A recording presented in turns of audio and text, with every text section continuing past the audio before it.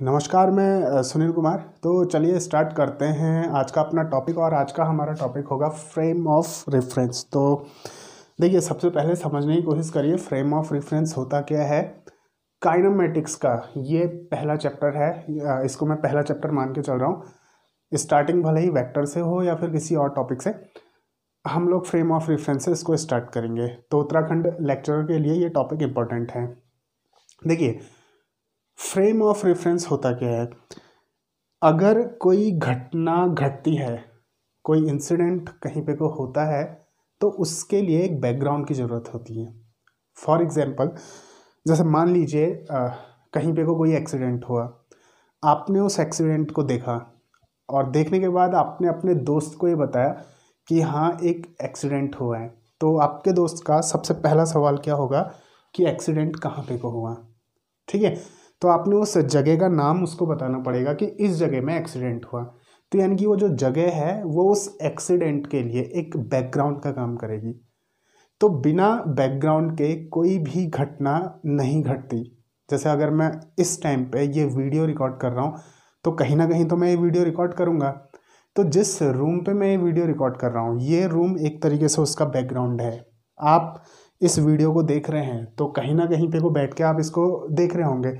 हो सकता है आपने बेड पे लेट के इसको देख रहे हो, ये भी हो सकता है कि आप बाथरूम में बैठ के इसको देख रहे हो, ये भी हो सकता है कि आप कहीं पे को किसी दुकान में बैठ के इसको देख रहे हो। तो जहाँ भी आप इसको देख रहे हो, कहीं ना कहीं आप इसको देख रहे हो। तो वो जो जगह होगी वो दरअसल उस घटना के लिए एक बैकग्राउंड का काम करेगा। वीडियो देखना एक घटना है और जिस जगह पे वो वीडियो देखा जा रहा है वो उसका बैकग्राउंड होगा। मैं वीडियो शूट कर रहा हूँ, ये एक घटना है, और जिस जगह पे इसको शूट कर रहा हूँ वो दरअसल क्या होगा, उसका बैकग्राउंड होगा।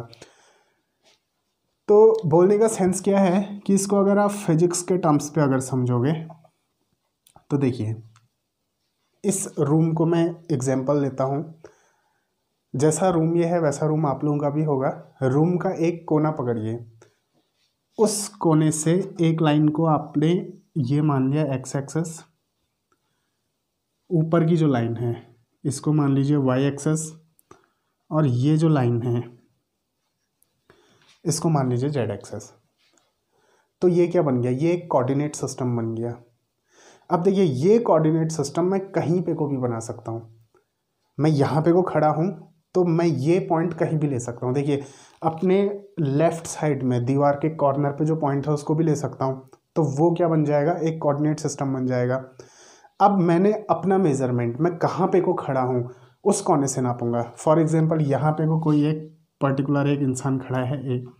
अब देखिए, इसकी पोजीशन क्या है, इसकी लोकेशन क्या है, इसकी पोजीशन क्या है, ये हम कैसे बता सकते हैं, ये हम कोऑर्डिनेट से बताएंगे। मैं ये बोलूँगा कि ये एक्स कोऑर्डिनेट में कितने डिस्टेंस पे है। ये 2 मीटर की डिस्टेंस पे, सेंटीमीटर की डिस्टेंस में, मिलीमीटर, जो भी आपके कोऑर्डिनेट बनेंगे। वाई एक्सेस में ये कितने डिस्टेंस पे है। अगर सपोज करिए ये एक्स एक्सेस में 2 मीटर की डिस्टेंस पे है, तो इसका एक्स कोऑर्डिनेट हो जाएगा 2। वाई एक्सेस में मान लीजिए ये 4 की डिस्टेंस पे है, तो इसका वाई कोऑर्डिनेट हो जाएगा 4।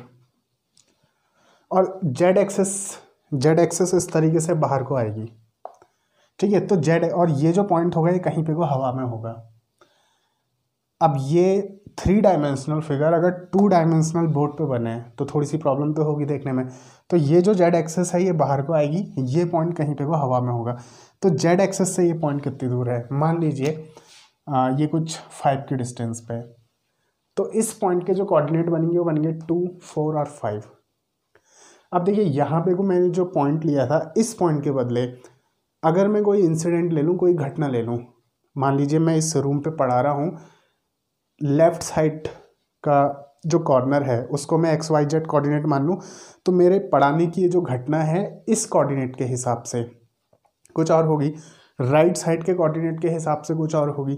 तो ये कोऑर्डिनेट सिस्टम मैं कहीं भी मान सकता हूँ। अगर इस दीवार पे, अगर इस रूम पे अगर मैं देखूँ तो टोटल में 8 कॉर्नर्स को कोऑर्डिनेट सिस्टम मान सकता हूँ, 1 2 3 4 और नीचे के कॉर्नर्स। उसके अलावा अगर मैं कोऑर्डिनेट सिस्टम बनाना चाहूँ तो मैं कहीं भी बना सकता हूँ। ये हवा में एक पॉइंट लिया, X axis, Y axis, Z axis. अब इससे अपनी डिस्टेंस में मेज़र कर सकता हूँ। तो कोऑर्डिनेट सिस्टम कहीं भी बन सकता है। तो यही जो कोऑर्डिनेट सिस्टम है दरअसल इसी को बोला जाता है फ्रेम ऑफ रेफरेंस, इसको बोला जाता है। तो सिंपल शब्दों में किसी भी घटना को घटने के लिए एक कोऑर्डिनेट सिस्टम की ज़रूरत होती है या फिर एक बैकग्राउंड की ज़रूरत होती है। वही जो बैकग्राउंड होता है उसी को हम क्या बोलते हैं, फ्रेम ऑफ रेफरेंस बोलते हैं। ये बड़ा सिंपल है। अब देखिए फ्रेम ऑफ रेफरेंस दो तरीके के होते हैं, इनर्शियल फ्रेम ऑफ रेफरेंस और non inertial frame of reference.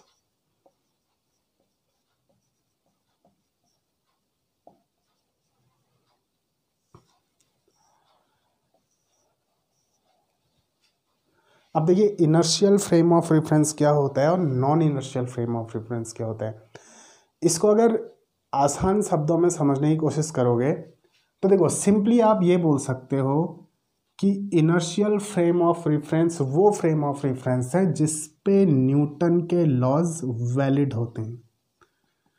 देखिए न्यूटन ने जो भी लॉज बनाए, जैसे force equals to mass into acceleration, ठीक है, फोर्स से रिलेटेड, वर्क से रिलेटेड, न्यूटन के क्लासिकल मैकेनिक्स में न्यूटन के जितने भी लॉज हैं वो लॉज जिस फ्रेम ऑफ रेफरेंस पे वैलिड होंगे उसको बोला जाएगा इनर्शियल फ्रेम ऑफ रेफरेंस। और वो फ्रेम ऑफ रेफरेंस जहां पर न्यूटन के लॉज काम करना बंद कर जाएंगे उस फ्रेम ऑफ रेफरेंस को बोला जाएगा non inertial frame of reference. इसको अगर थोड़ा सा और अच्छे से समझने की कोशिश करो तो देखो जैसे मान लीजिए ये एक फ्रेम ऑफ रेफरेंस है, ठीक हो गया। अब ये जो फ्रेम ऑफ रेफरेंस है, इस फ्रेम ऑफ रेफरेंस में इस ए पॉइंट को मैं एक ऑब्जेक्ट मान लेता हूँ, एक बॉडी, कुछ भी मान लीजिए, पत्थर मान लीजिए, फुटबॉल मान लीजिए, कुछ भी मान लीजिए, ठीक है। अब देखिए साथ साथ ही एक चीज़ और कंसिडर करिए कि इस बॉडी पे कोई भी एक्सटर्नल फोर्स नहीं लग रहा। इनर्शियल फ्रेम ऑफ रेफरेंस को समझने के लिए ये एक बॉडी है, इसमें कोई भी एक्सटर्नल फोर्स नहीं लग रहा।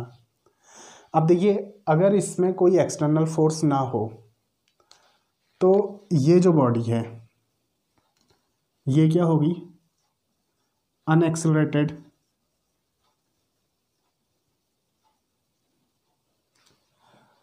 फिलहाल मैं इसको एक ऑब्जेक्ट, एक बॉडी लेके चल रहा हूँ। अदरवाइज आपने अगर फ्रेम ऑफ रेफरेंस को समझना है तो इस ए पॉइंट के बदले आप किसी दूसरे फ्रेम ऑफ रेफरेंस को कंसिडर कीजिए, समझने में आसानी होगी। इसलिए मैं इसको एक बॉडी, एक ऑब्जेक्ट मान के चलता हूँ, ठीक है। तो देखिए ये एक ऑब्जेक्ट है, ऑब्जेक्ट के बदले आप कंसिडर करिएगा फ्रेम ऑफ रेफरेंस को, ठीक है। अगर मैं इसको बॉडी मान के चलूँगा तो समझने में आसानी होगी। ये एक ऑब्जेक्ट है, इसमें अगर कोई एक्सटर्नल फोर्स ना हो तो ये अनएक्सेलरेटेड होगा।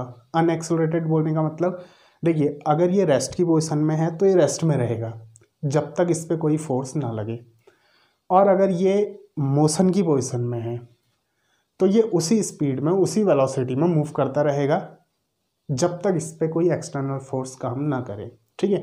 ये रुका है तो रुके रहेगा, अगर ये चल रहा है तो फिर ये चलते रहेगा। इसकी स्पीड कम ज़्यादा तब होगी जब इस पर कोई एक्सटर्नल फोर्स लगेगा, या फिर इसकी डायरेक्शन में चेंज तब आएगा जब इस पर कोई एक्सटर्नल फोर्स लगेगा। तो देखिए वो फ्रेम ऑफ रेफरेंस जिसमें विदाउट एनी एक्सटर्नल फोर्स, यानी कि बाहर से किसी फोर्स के बिना वो फ्रेम ऑफ रेफरेंस अनएक्सेलरेटेड रहेगा, उस फ्रेम ऑफ रेफरेंस को बोला जाएगा इनर्शियल फ्रेम ऑफ रेफरेंस। अब यहाँ पे को अगर इस ऑब्जेक्ट के बदले कोई दूसरा फ्रेम ऑफ रेफरेंस यहाँ पे को बनता है इस तरीके से, और इस फ्रेम ऑफ रेफरेंस के रेस्पेक्ट में ये वाला फ्रेम ऑफ रेफरेंस अनएक्सेलरेटेड होगा, तो इस फ्रेम ऑफ रेफरेंस को बोला जाएगा इनर्शियल फ्रेम ऑफ रेफरेंस। ये देखिए मान लीजिए ये दो फ्रेम ऑफ रेफरेंस हैं, एक्स वाई जेड, और एक दूसरा फ्रेम ऑफ रेफरेंस यहाँ पे को है कुछ इस तरीके से एक्स, वाई और जेड।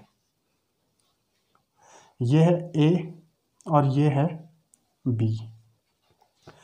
तो देखिए ये जो बी वाला फ्रेम ऑफ रेफरेंस है, बिना एक्सटर्नल फोर्स की प्रेजेंस में ये बी वाला फ्रेम ऑफ रेफरेंस अगर अनएक्सलरेटेड होगा तो ए के रेस्पेक्ट में ये जो फ्रेम ऑफ रेफरेंस है ये होगा इनर्शियल फ्रेम ऑफ रेफरेंस।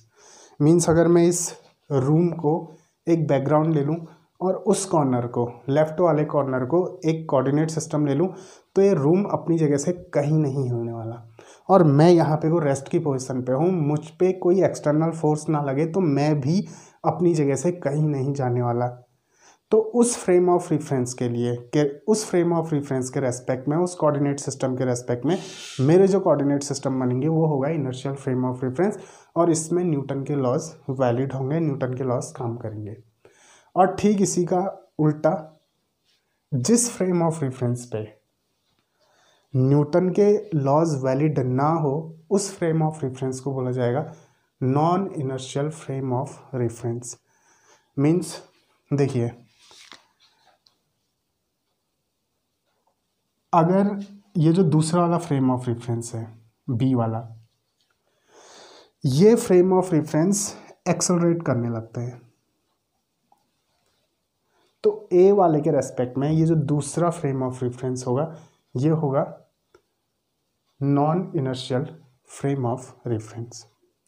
ठीक है, इसको एक एग्जांपल से और समझ लीजिए। जैसे स्टार्स हैं,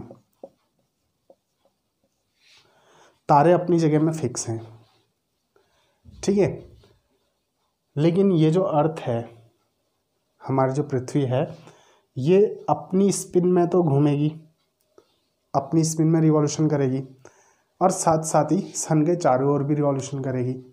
अब देखिए जब ये अपनी स्पिन पे रिवॉल्यूशन करेगी तो ये हमेशा क्या होगी, एक्सेलरेटेड होगी, हमेशा इसमें क्या होगा, एक्सेलरेशन प्रेजेंट होगा। तो इस तारे के रेस्पेक्ट में, ये जो स्टार है उसके रेस्पेक्ट में ये फ्रेम ऑफ रेफरेंस कैसा हुआ, ये फ्रेम ऑफ रेफरेंस हुआ non inertial frame of reference. तो वैसे ज़्यादातर अर्थ में हम जो फ्रेम ऑफ रेफरेंस बनाते हैं वो नॉन इनर्शियल टाइप के ही फ्रेम ऑफ रेफरेंस होते हैं। ठीक है, तो आज के इस वीडियो में बस इतना ही। इस वीडियो से मैं स्टार्ट करने जा रहा हूँ उत्तराखंड लेक्चर के लिए पूरे का पूरा एक सीरीज़। बाकी जो सीरीज़ आप देखना चाहते हैं, बाकी जो वीडियो हैं वो हर दिन अपलोड हो जाएंगे। उसके लिए आप मेरा YouTube channel PWS classes subscribe कर सकते हैं। PWS क्लासेस, इसको सब्सक्राइब कर लीजिए। मैं कोशिश करूँगा कि मैं वहाँ हर दिन फिज़िक्स के कुछ वीडियोस अपलोड करता जाऊँ जिससे आपकी तैयारी में आपको मदद मिल सके। तो मिलते हैं अगले